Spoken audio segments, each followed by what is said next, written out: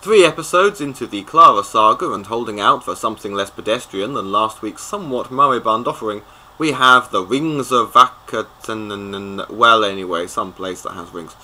This is Neil Cross's debut story, and as Doctor Who can get a little samey at times and some complain of Moffat fatigue, a bit of new blood in the writing team is surely something to be welcomed. Unless they just rehash bits of Davis and Moffat while ripping off another show.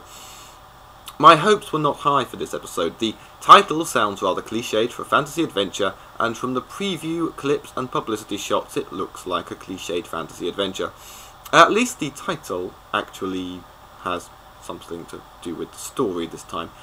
The opening is nicely done as we discover in flashback that Clara's parents met when her mother saved her father from a speeding car when a leaf blew in his face.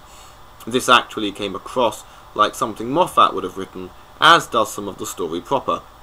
When Clara embarks on her first alien adventure, when reaching out to help a distressed child, and singing is central to the story, reminiscent of Moffat's take on A Christmas Carol. While the episode on the whole seems rather slow, there also seems to be a lot of climax taking up what seems like half the episode, when you don't feel you've seen anything. The suffering and depression that is alluded to, where was that exactly? The monster is worshipped as a god by a humanoid population that seem like people from ancient Earth. It too thinks it is a god, but in fact it is actually just a parasite. That could be an idea for a whole series, possibly involving some kind of stellar door? Seriously, in 10 seasons of SG1, why did it never occur to them to try singing to a Gua'uld? So anyway, they finally did it. Stargate, the musical. Singing saving the day has come up before, as I mentioned, but at least in A Christmas Carol, the ice cloud was introduced at the beginning and well explained, much like the way the weeping angels and the silence were defeated, the axe hanging on the wall Terry Pratchett referred to when discussing Doctor Who. Yes, Clara's leaf played a part as well, and that bit was interesting but thrown away.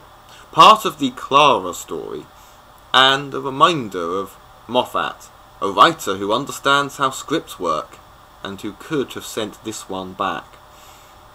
In the climax, Matt Smith acts his arse off, and Murray Goals turns the music up. Smith is good at speeches, and this nearly saves the episode, but the tears are about the Doctor's own emotional journey.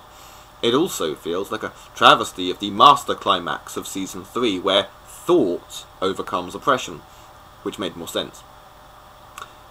Another thing that was unsatisfying about this episode is that it feels so set-bound.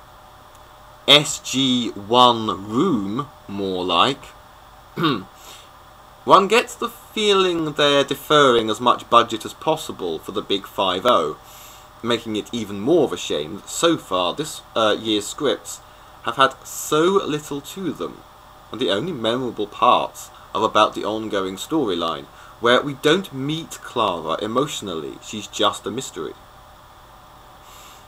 Like some of my not-so-favourite musicals, this episode caused me a kind of cognitive dissonance.